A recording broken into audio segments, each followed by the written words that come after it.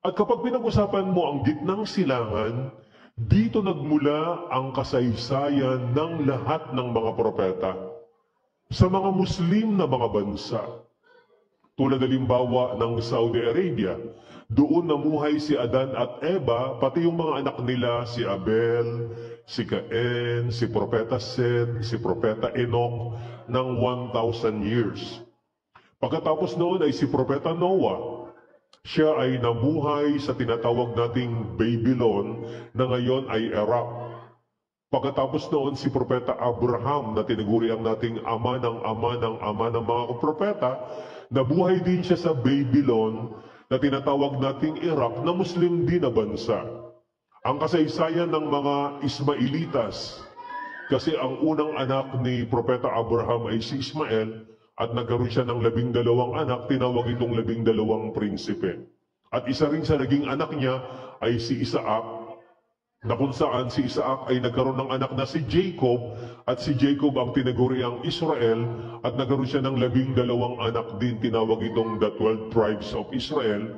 Yung kasaysayan ng mga Israelitas mula sa Arabia patungo sa Ehipto, Muslim na bansa, hanggang sa umabot sa kapanahunan ni Moses, ni Aaron, ni Joshua, hanggang sa sila ay nakapasok sa Greater Syria, na tinatawag nating Jerusalem, Palestine, Jordan, Syria, Lebanon. Ito'y tinatawag na Greater Syria, pinangyarihan din ng kasaysayan ng mga propeta, Muslim na mga bansa, Haring David, Haring Sulaiman, Elias, Elisha, Zakaria, Juan Bautista, Jesus, Elizabeth, asawa ni Propeta Zakaria, Berheng Maria, ang ina ni Jesus. Ang sabi ko sa sarili ko, dahil naghahanap ako ng katotohanan, imposible na ang lahat ng mga kasaysayan ng mga propeta ay naganap sa mga Muslim na mga bansa. Wala bang kinalaman ang mga Muslim sa kasaysayan ng mga propeta? Napag-alaman ko na ang lahat pala ng mga propeta, with all respect, ay tinatawag ng Allah sa Quran ng mga Muslim. Lahat tayo. Sabi ng Allah, Millata abikum Ibrahim, wasammakumul muslimina min qablu wa fi hada. Islam ang relihiyon ng inyong ama na si Abraham.